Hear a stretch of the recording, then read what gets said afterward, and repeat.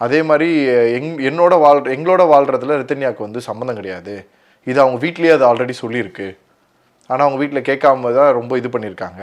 So அந்த பொண்ணு வந்து சூசைட் பண்ணிக்கிட்டதுக்கு வந்து வேறு ஏதோ காரணங்கள் இருக்குது, இதே எங்களோட கேஸில் போட்டு இது பண்ணுறாங்க நீங்கள் அப்படின்ற மாதிரி அவங்க சைட்லேருந்து ஒரு தரப்பு சொல்லி, அதனால் எங்களுக்கு ஜாமீன் கொடுங்க, சம்மந்தமே இல்லாமல் அந்த பெண் இறந்து போயிட்டான்றதுக்காக மொத்த பழியும் இதுவும் எங்கள் மேலே போட்டு பண்ணிட்டாங்கன்றதை அந்த குடும்பம் சொல்லுது.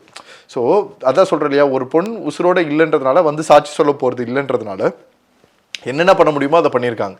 இப்போ கேஸ் ஃபைல் பண்ணும்போது வெறும் இறந்து போனதாக முடிச்சு வச்ச கேஸ் வந்து, ஆனால் பேசின எல்லா இடத்துலையும் அந்த பெண்ணோட மரணத்தை விட அந்த பொண்ணு வந்து திருமணமானா கூட பாலியல் ரீதியாக எவ்வளவு துன்புறுத்தல் அனுபவிச்சிருக்காங்க அப்படின்றது தான் அதிகமாக பேசினாங்க. அந்த விஷயம் கேஸில் ஆட் ஆகவே இல்லை, அது அவங்க அப்பாவும் சொல்லியிருந்தாங்க, பதிவு பண்ணவே இல்லை. இல்லை அவங்க அப்பா வந்து பண்ணணும்னா அன்னைக்கே பண்ணியிருக்க முடியும், அவங்க அதெல்லாம் பெருசாக இன்சிஸ்ட் பண்ணவே இல்லை. இப்போ தான் அவங்க அப்பா எல்லாரும் பேச ஆரம்பிக்கும் போது, இப்போ தான் சொல்ல ஆரம்பிக்கும் போது அவங்க அப்பா அந்த கேஸை ஆட் பண்ணணும்னு நினைக்கிறார். அதுவே ரொம்ப தப்பு. முதல்ல அவர்கள் குடும்பத்தினரே அந்த விஷயத்தில் ரொம்ப ஸ்ட்ராங்காக இருந்திருக்கணும்.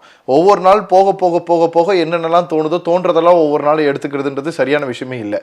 அறுவை சிகிச்சையில் கத்தை என்பது வரலாறு, ரோபோட்டிக் சர்ஜரி என்பது இன்றைய கூறு. தங்கம் புற்றுநோய் சிகிச்சை மையம், நாமக்கல் மற்றும் கான்பூர்.